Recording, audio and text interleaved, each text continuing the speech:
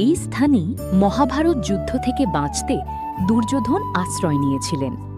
হরিয়ানায় অবস্থিত কুরুক্ষেত্র সেই পুণ্যভূমি যেখানে মহাভারতের ধর্মযুদ্ধ হয়েছিল। এখানেই অবস্থিত ব্রহ্ম সরোবর, যাকে এশিয়ার বৃহত্তম জলাশয় বলা হয়। এই স্থানটি মহাভারত যুগের সাথে জড়িত। মহাভারত যুদ্ধের সময় নিজের প্রাণ বাঁচাতে দুর্যোধন এই স্থানেই আশ্রয় নিয়েছিলেন।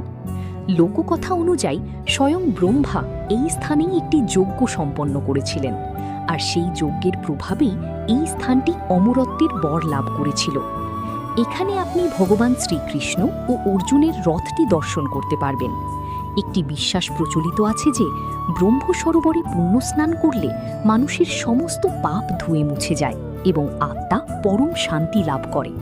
বিশেষ করে সূর্যগ্রহণের সময় লক্ষ লক্ষ ভক্ত এখানে সমবেত হন এবং গভীর আস্থার সাথে এই পবিত্র সরোবরে পুণ্যস্নান করেন।